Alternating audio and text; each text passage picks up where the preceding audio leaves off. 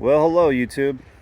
So this is a little change of pace in what I'm used to doing within my videos on YouTube. Usually it's just a bunch of raw cuts video of me riding my 500 and sometimes other bikes, my other supermoto that I have.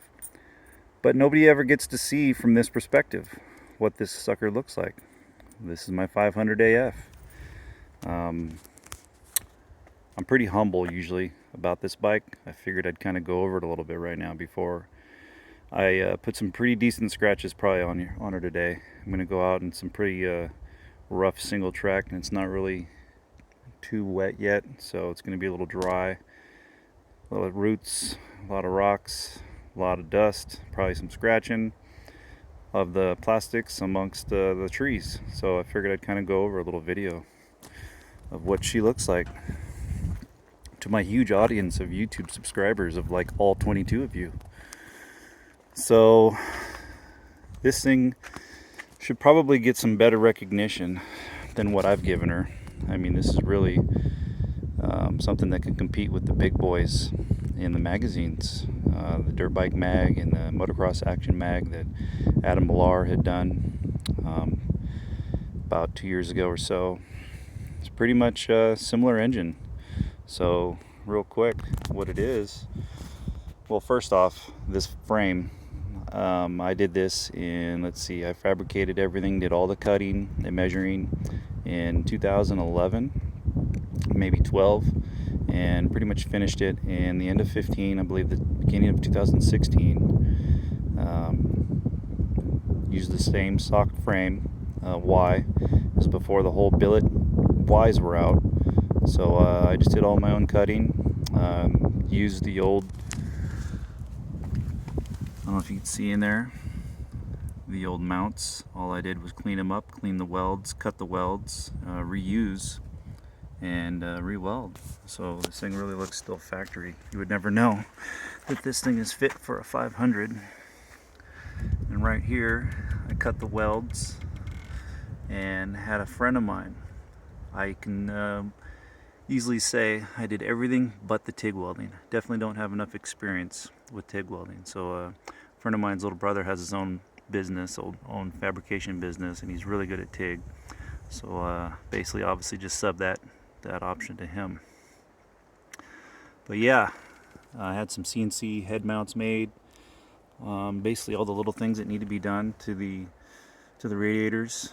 I had to cut in pie. You can't really see the lower crossover tubes, so they point at each other, and if they didn't, they'd be pointing at the cylinder, so I had to have those basically re-welded right there. The top pretty much was left alone, but the bottom had to cut out the inlet because it was a small little 250 inlet, as you can see right there where the cap was welded on. That was what the old one was. I cut it off, put the new one on right here, and had her welded in, and that was what pretty much was done. And a couple little small mounts for the on the subframe for the silencer in 16. Been riding her really religiously ever since, until about almost 6 months ago. I took it down completely to bare frame because I saw a small crack on the bottom of the frame. Had it all re-welded, re-tigged and everything, just a small little hairline, you know, nothing serious. And while it was down, decided to go all out, and this is what you see now. Adam Millar, CR500 professor out of Canada, did all my engine work inside.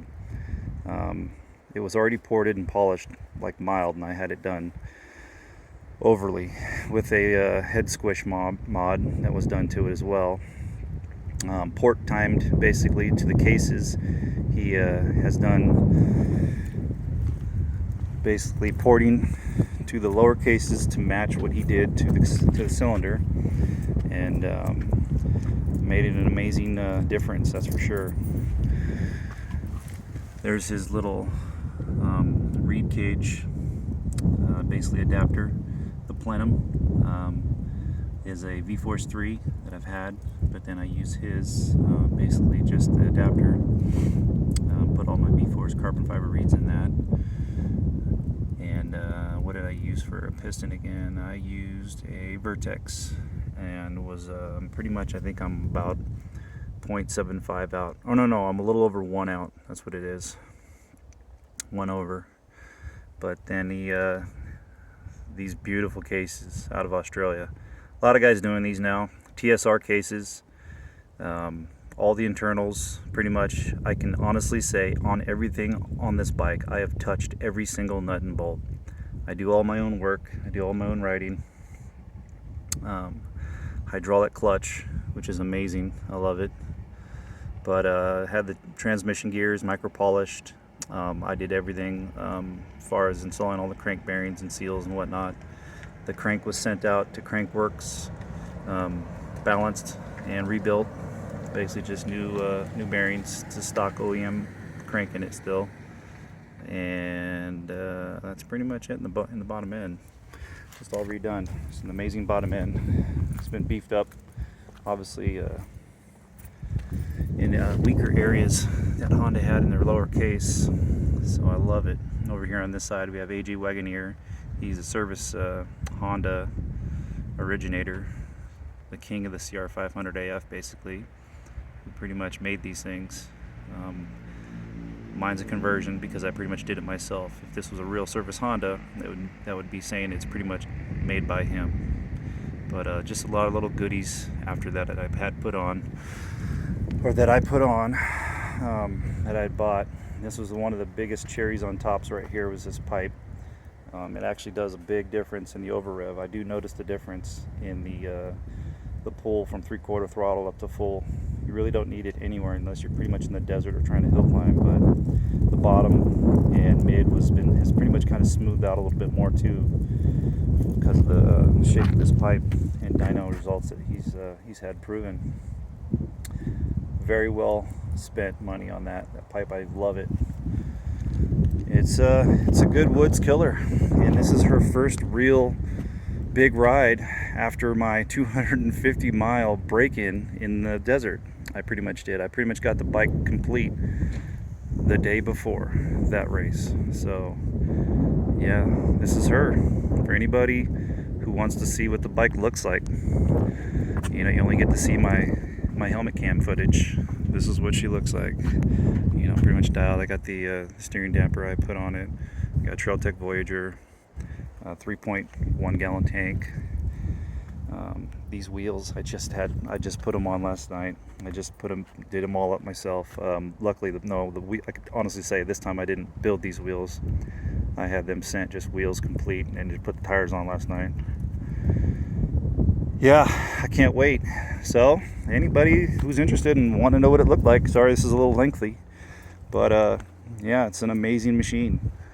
I've been riding this thing for pretty much 20 years, this 97 500 engine for 20 years. I pulled it out of the steel frame in 2011 and finished it in the AF in 16, and then this is my 2.0 version. So that's what she looks like, if anybody wants to know. And well, this is what I look like. Here's my ugly mug. Alright YouTube, thank you very much, and hope you enjoy more content from here on out. Have a good day.